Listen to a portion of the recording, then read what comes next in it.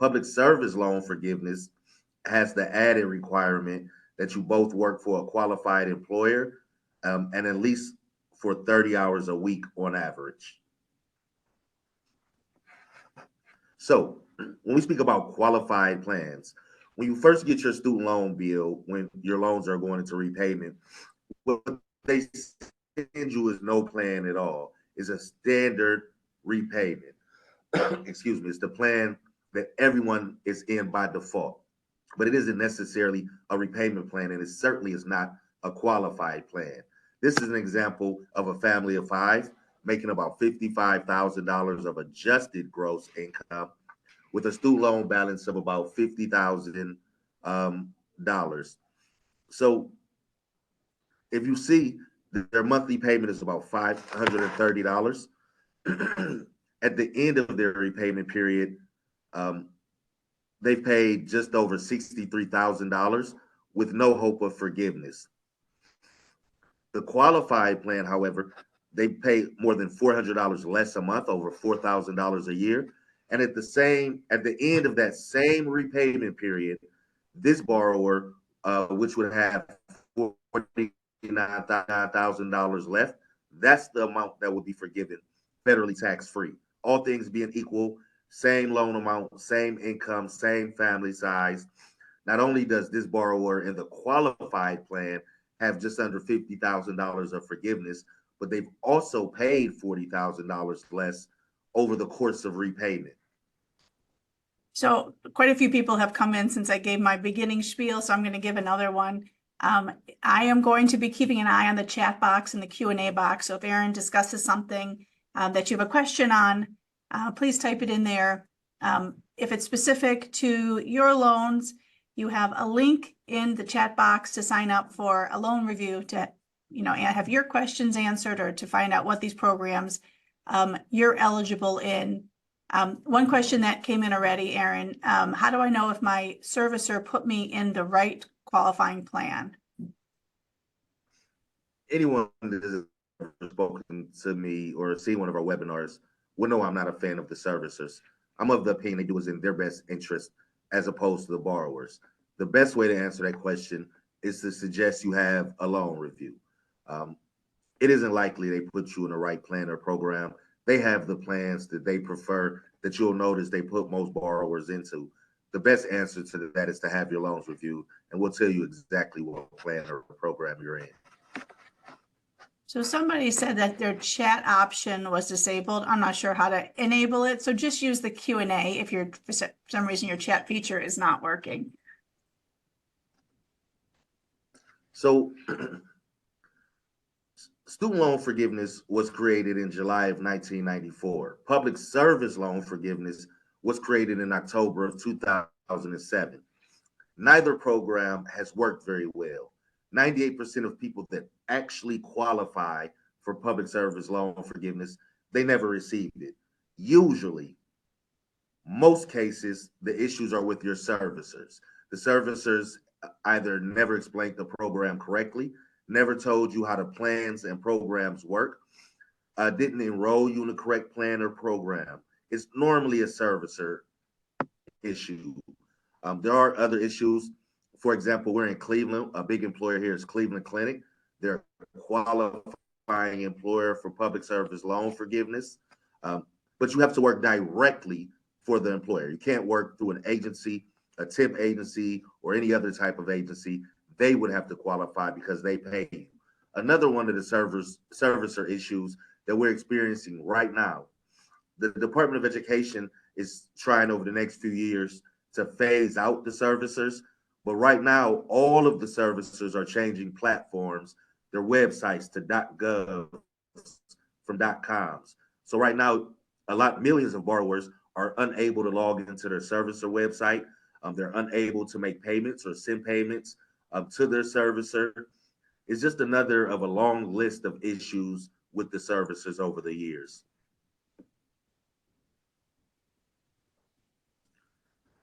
Beginning in October of 2001, the Department of Education has begun to make changes with temporary programs.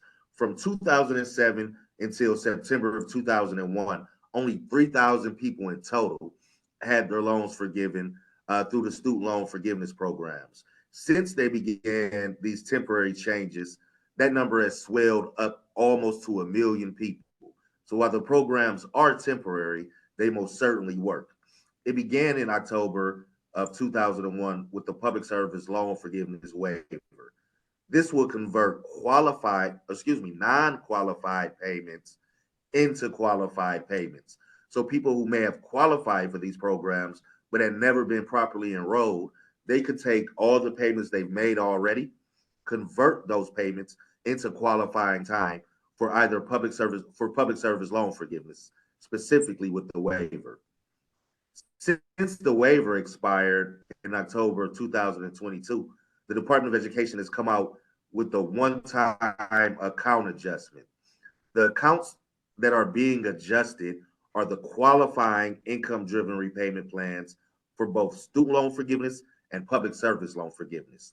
The difference in the account adjustment, which in my opinion is a far more inclusive program or all-encompassing program, the waiver would only turn non-qualified payments into qualified payments for public service loan forgiveness. The account adjustment, which ends April 30th, it was set to expire December 31st, but it's been extended. Not only will it convert non-qualified payments into qualified payments, but also periods of repayment. This is a huge one that potentially could give every federal borrower time in these programs that they normally would not have. So other than non-qualified payments, it's also taking periods of repayment. A period of repayment is anytime your student loans were in repayment, they were not in school deferment, as opposed to economic hardship, nor were they defaults. So if your loans were in forbearance, if you were using an economic hardship deferment, if you made a non-qualified payment, a partial payment, a late payment, simply no payment at all that time, if your loans are first made to qualify, all that time can be converted from non-qualified time and non-qualified periods of time to qualified payments and applied to either public service loan forgiveness or student loan forgiveness. Because student loan forgiveness was created in July of 1994, that's how far back the account adjustment will look for non-qualified payments and periods of repayment. For public service loan forgiveness, that program was created in October of 2007. So that's how far back the account adjustment will look for public service loan forgiveness. But it is not either or. We have a client, or I guess we had a client, who only qualified for public service loan forgiveness the last 2 or 3 years, but they had student loans in repayment for over 20 years. So with the account adjustment and the student loan forgiveness program, we were able to get their loans forgiven completely when public service loan forgiveness would have required another 7 years of repayment. All right, a few questions, Aaron. Do my Parent Plus loans qualify for the account adjustment program? This is an excellent question. Excuse me. When the account adjustment was first announced, Parent Plus loans did not qualify for what's called the look back period. Since then, though, Parent Plus loans have been included. You are able to use the look back period, but Parent Plus loans on their own, they do not qualify for any forgiveness program, but they can be made to qualify. They also work a little differently. I would actually suggest whomever asks that question, you have your loans reviewed sooner rather than later. Parent Plus loans work a little differently, but they can be made to qualify. Thank you. So could somebody check the chat box and let me know if you have access to that Calendly link and just type yes in the Q&A box? We've never had a webinar where the chat box was disabled, so I just want to make sure. Okay, another question. Do I need to have already made the 120 payments to qualify? So I just received this question the other day as well. The servicers have been notorious for telling people that.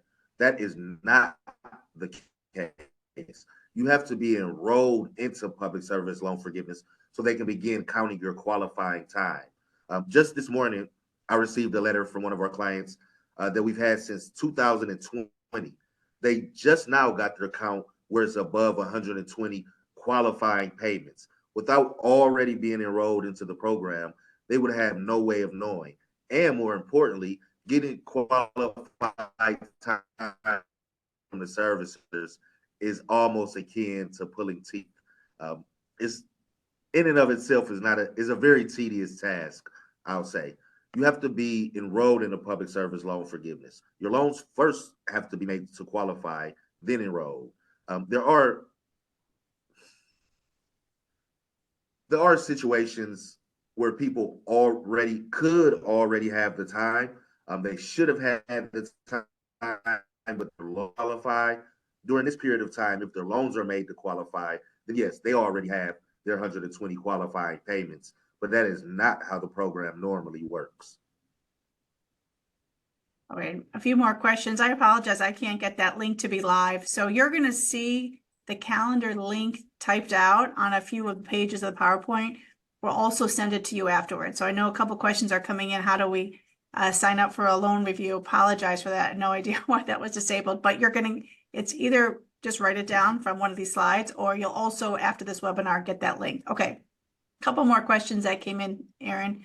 What advice would you give a borrower who has made 50% of qualifying payments for PSLF, but then I left to work for an employer that doesn't qualify for PSLF?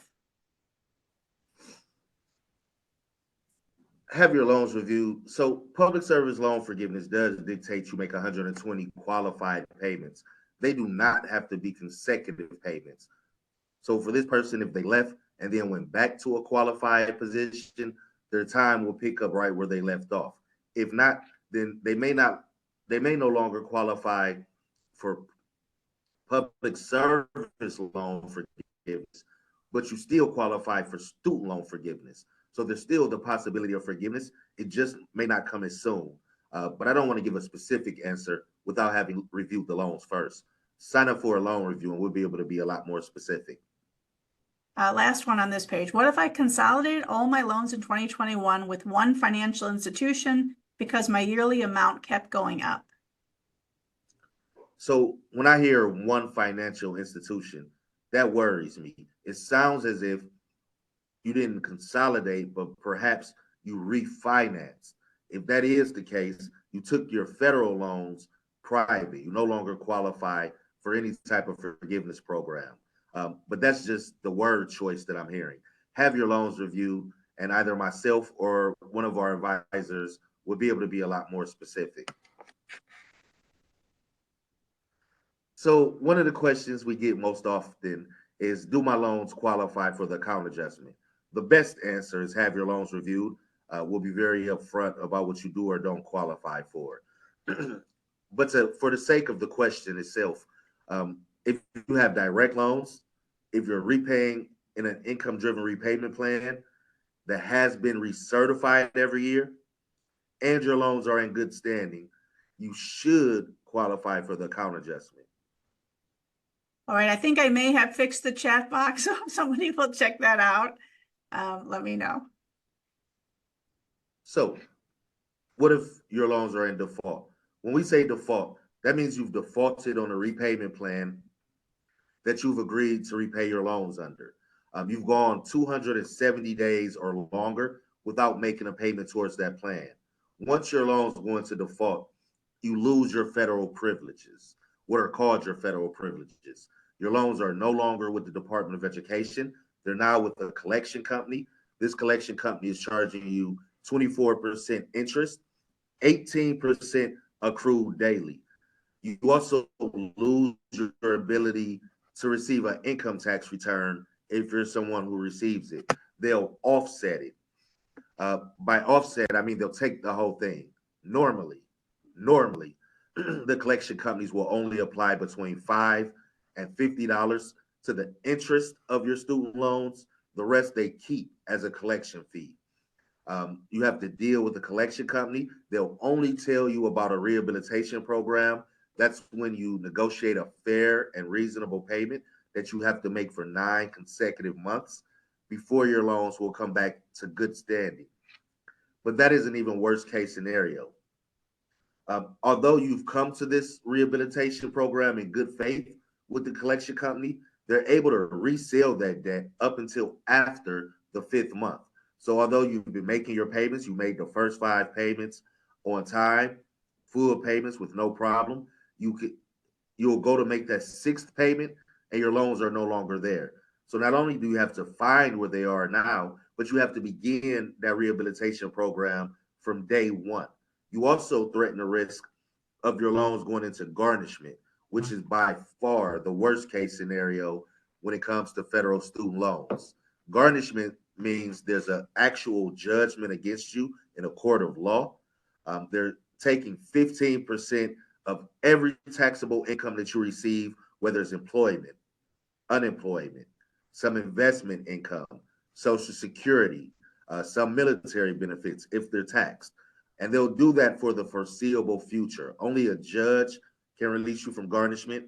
Here in Ohio, a lawyer would charge between $3,000 and $5,000 for a garnishment, and that's in Ohio. I can imagine what they charge in some of the bigger markets. We are able to get you out from garnishment, but it's extremely difficult, and it is more expensive. We don't charge as much as a lawyer, but it is more expensive. Your best case scenario is to address the faulty loans before they go into garnishment. You know, and Aaron, another question came in. I think this is related to the account adjustment. How good do I have to be at record keeping? I've been paying my loans for nearly 10 years. I had Great Lakes, who then sold it to Nelnet, but how do I have my forbearance or deferment time converted? So they weren't necessarily sold. They were moved to Nelnet because Great Lakes lost their federal contract. They're no longer able to service federal loans. To answer the question directly, you almost have to be an IRS level accountant dealing with the servicers with record keeping.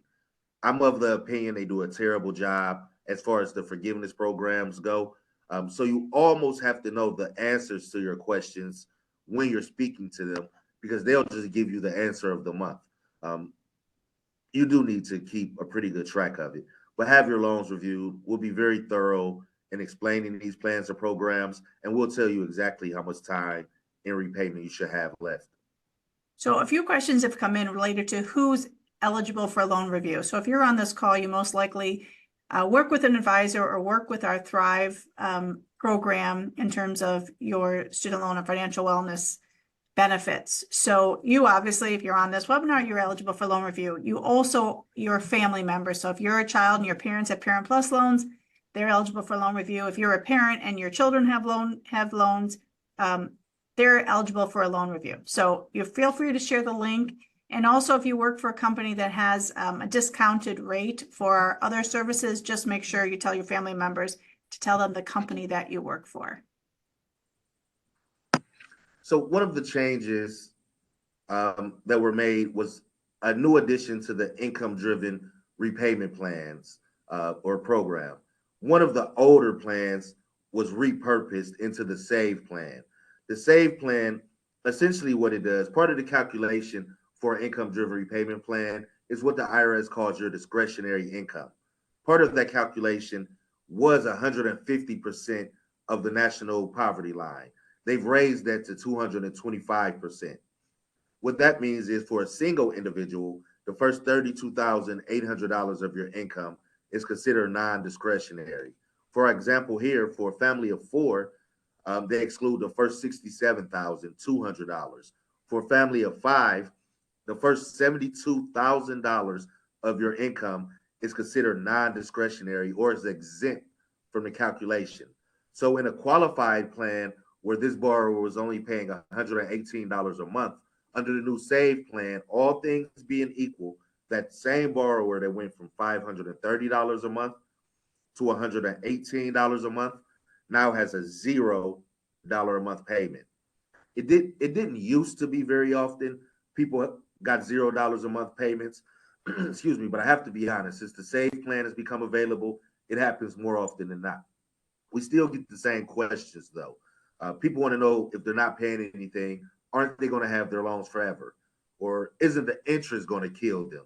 Or isn't this the same thing as using a forbearance or a deferment? Well, no, no, and no.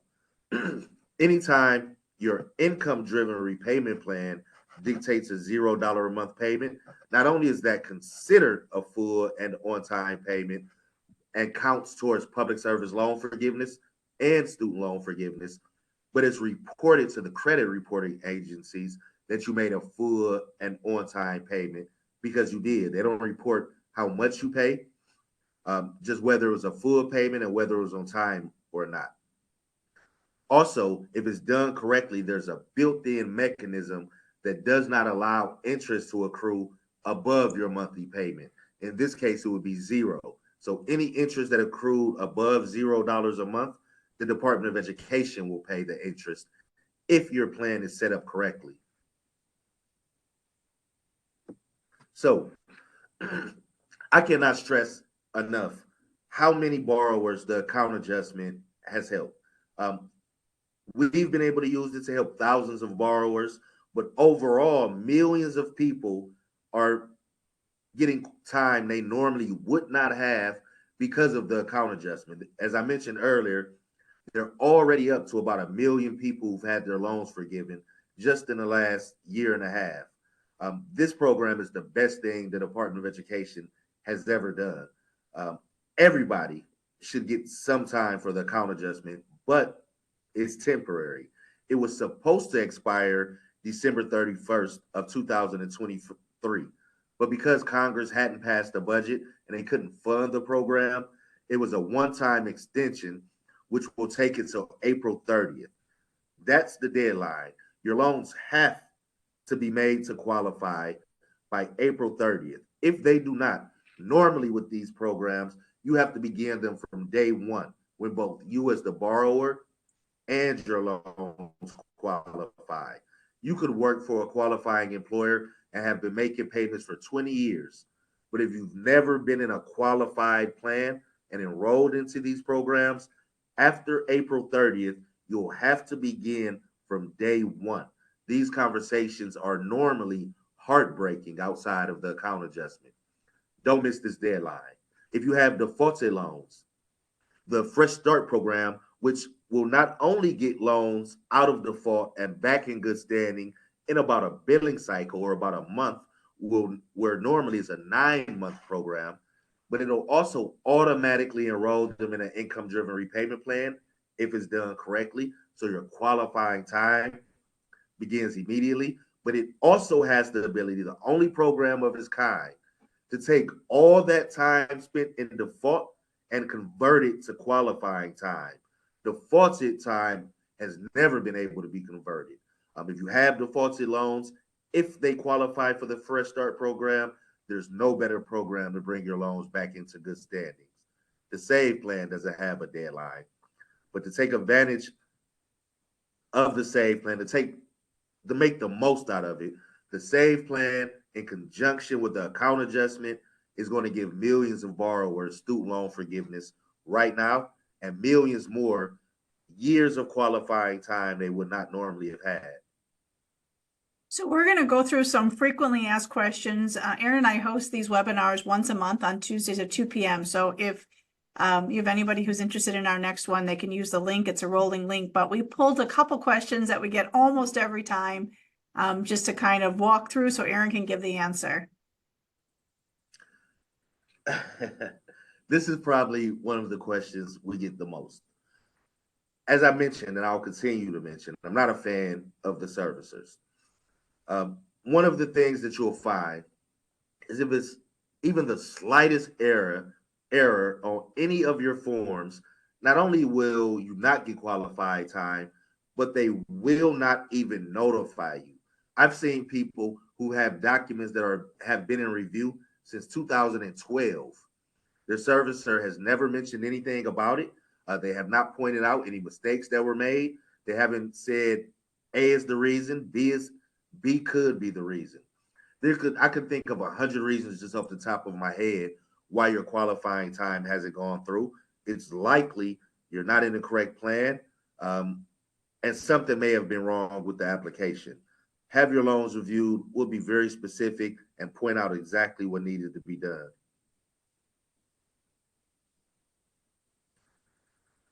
This is almost the bane of my existence. So let me give you a quick example. We have a client who's been with us since the beginning of 2020.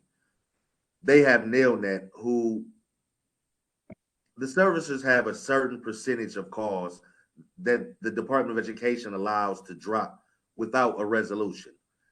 They not only have they let NailNet shorten their hours of operations, but they've let their drop rate almost double. It's like saying the sun rose this morning when someone says their loans haven't moved from NailNet or they're not able to speak with anyone from NailNet. It's like saying water is wet at this point. So this borrower that signed with us in 2020, we had to go to the ombudsman of the Department of Education to get them to move the loans. They just got a letter about a month ago about things we did 3 years ago. NailNet is just now contacting them, trying to do what their application suggested should be done. There's no rhyme or reason as to why they haven't with NailNet. It's usually better to go over their head.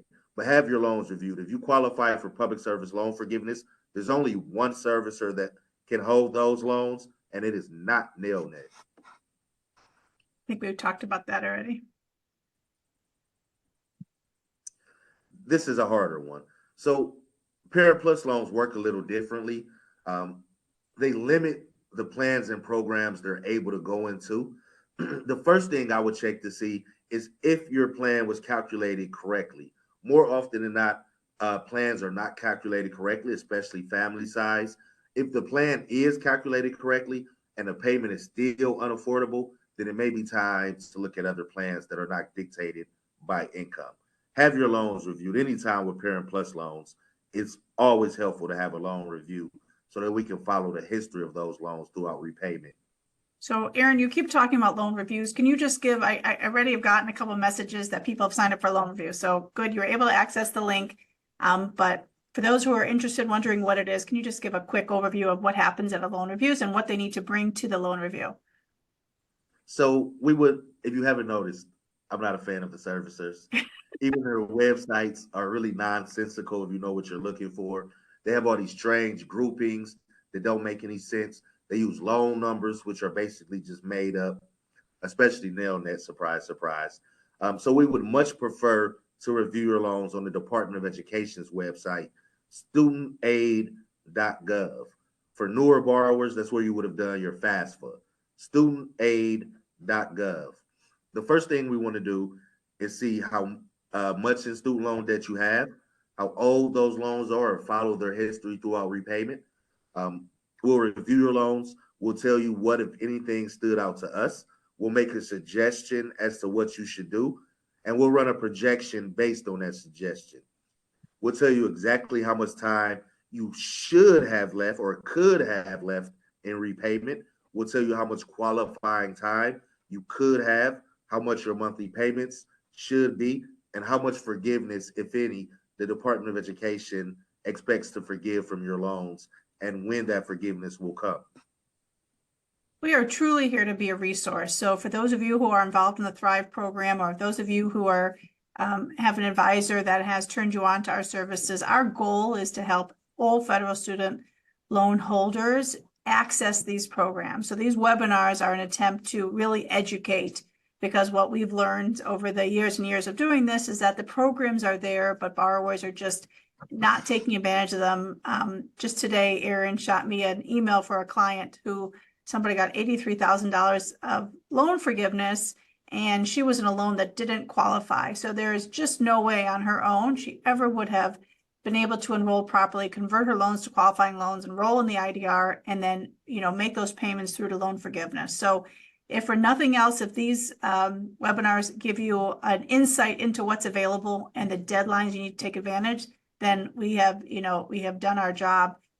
If you want to take it to the next level and say, this is great, but I've got X, Y, and Z situation going on, talk to our advisors. Again, it's a free resource. There's no reason why anybody shouldn't take advantage of that. Use us, use our resource. Use our knowledge and our experience, because these programs are not easy to understand on your own. If you want us to then enroll you, convert your loans and enroll you into the program, for that there is a fee, and our advisors would discuss that with you if that's something that you wanted to take advantage of. But that's sort of the, the third level of the services we offer. By no means do you have to take advantage of those services. So use this as a resource. Let us help get everybody in the right position.